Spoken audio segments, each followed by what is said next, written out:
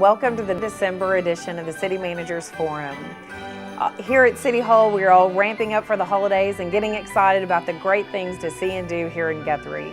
And there's no one better to talk to us about that than our very own Chamber of Commerce CEO, Mary Coffin. Well, I'm in the downtown area, and this is where we have our Victorian Walk evenings, December 8th and December 15th. The town will be full of people. We'll have Victorian costumes, we'll have carolers, we'll have peanut vendors, we'll have live windows all throughout the downtown. The Sweet Adeline Chorus, which is a barbershop chorus, will be here to help us celebrate our Victorian Walk evenings. They are a barbershop quartet of women who are extremely famous here in Oklahoma and all over the world. We hope you will come out and help us enjoy our festivities on the 8th and the 15th between 4 and 8 here in downtown Guthrie. I'm here at the First Capital Publishing Museum, and right behind me is a trolley. Every Thursday, Friday, and Saturday, the trolleys will be lined up out here, giving all of our tourists rides through our neighborhoods for candlelight trolley tours. Join us by welcoming visitors into town by putting candles in your windows. The Territorial Christmas Show will run through December 23rd. For information on the shows, you can access their website at thepollard.org. We hope to see you there. Thank you, Mary. And another great part of our holiday season here in Guthrie is our live displays and our Victorian Walk. Today, to speak to us about that is Linda Rice. Linda, thank you for being with us today. It's my privilege. Thank you. For those that may be new to the community or interested in coming to the Victorian Walk or seeing the live displays here in Guthrie, can you tell us a little bit about what they may expect? We have about 30 windows. We're hoping to get more. We're hoping that many of them are Victorian windows, and then there'll be some other windows also. There's prizes, $100 for the top prize for the Victorian window, and then a $75 one and a $50 one. And how long have you been doing this Victorian displays? Or a long time. My very first one was in 1990. Actually, in the very beginning, we started dressing in Victorian clothes for a month. We would wear them all the time. Now, I'm not talking about the fancy things, sort of like what I have on. We were wearing clothes like a school teacher would wear or a shopkeeper would wear or something like that. But they were long dresses and long sleeves and that kind of thing. And then we did the windows. They were called, the first windows were called Guthrie's Living Christmas Cards. And there was a small group of retailers that did that. I think when we first started, we probably had maybe 10, 12, something like that.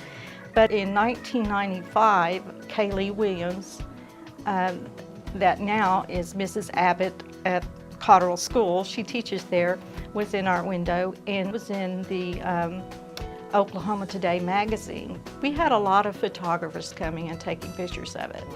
But we got down to where we didn't have very many doing it. And then Shirley and Smitty Watts here in Guthrie went out of state. I'm not exactly sure what town it was. And they were doing the same type of thing, but it was in a lot more grandeur. And there was a lot of people in the streets dressed and everything. They got really excited about it and they took pictures of it, came home and called a town meeting and got everybody to step aboard, and we really had all the windows that year were Victorian, and it was really neat. So this year will be my 22nd time to do this. So it's hard to come up with something every year, but it's a lot of fun. And my goodness, when we first started, we just did it one night. But sometimes we had bad weather, and when you can't forecast snow and sleet and all that. So we decided to do it 2 nights, and everybody was kind of worried about it in the beginning, but it worked out just great. So it sounds stunning. So if I want to come see this, because I never have had the opportunity to see it, and I've already seen your shop, and I know that the shop is already beautiful, but to add these live displays, I can't wait to see it. When is the best time for me to come? Well, the first night will be December the 8th. And they are from 5 o'clock in the afternoon till 8 o'clock. Okay. And then the second weekend will be the 15th, and it'll be the same time from 5 to 8. Wonderful. Well, I can't wait to see it, and I hope that everyone will join us and It's sing the live exciting. displays. It's exciting. We get a lot of comments. Wonderful. People love it.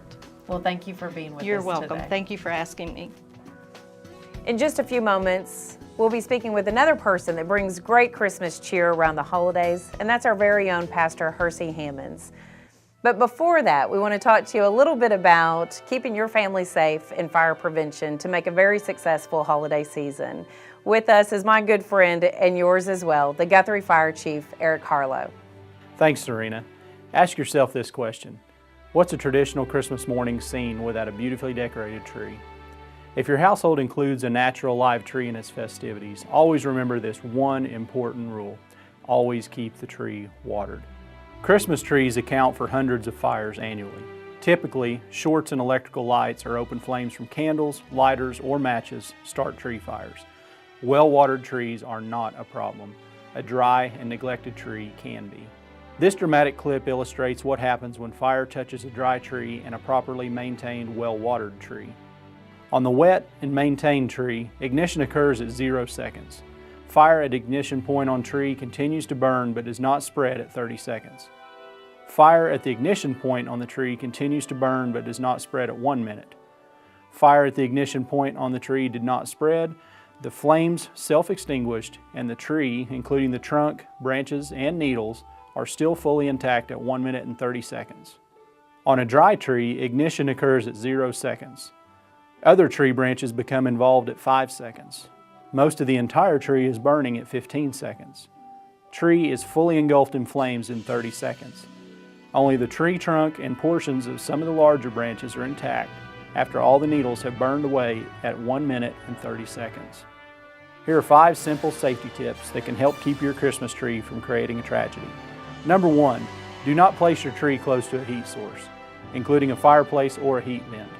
The heat will dry out the tree, causing it to be more easily ignited by heat, flame, or sparks.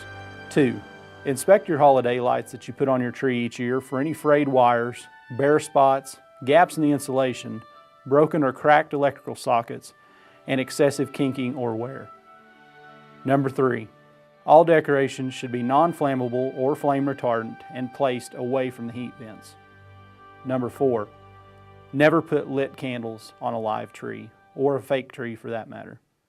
Number 5, do not overload any electrical outlets. This includes both inside your home and outside your home for lights that you may put in trees or on your house.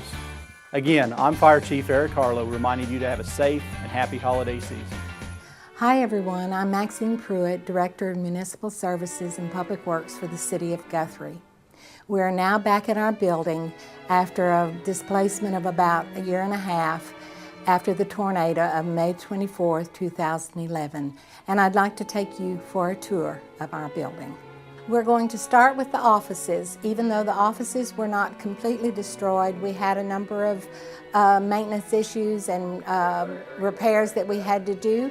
So as we come into the office, this is our reception area. We're going down the hallway now, and you can see that the floor has been redone. It's stained concrete with polyurethane. We took out the old carpet, the old tiles, and totally redid the floors, which will make it easier for maintenance. Since this is a maintenance facility, we of course have a map room, which is constantly working and changing, and this is it. This is the director's office. This is where we have our meetings and conferences. This is our copy room and our filing room. It also houses the mechanics for the phones and the computer system, our server. As we come into the shop building, this is the area that the tornado tore up pretty bad and had to be totally demolished, and it was put back in the same footprint that the building had originally been. We made a couple of changes that FEMA and the insurance allowed us to do, but the footprint itself was not changed. This is the safety area for the shop. This is put in to provide a place that you can wash off any chemicals, or if you get any thing in your eye, you can come out here to the eye wash station and rinse off, and you'll be good to go. The door that was installed in the south end of the building is new.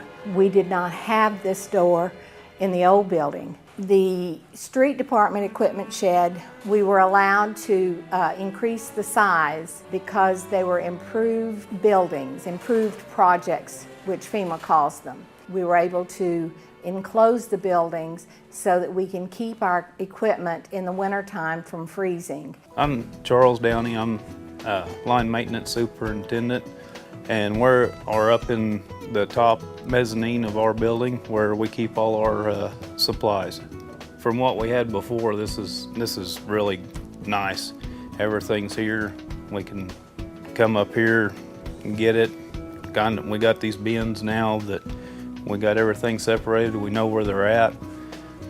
Just cuts our time down considerably for hunting, fittings and stuff. We're still trying to get organized, but it'll take a little bit of time.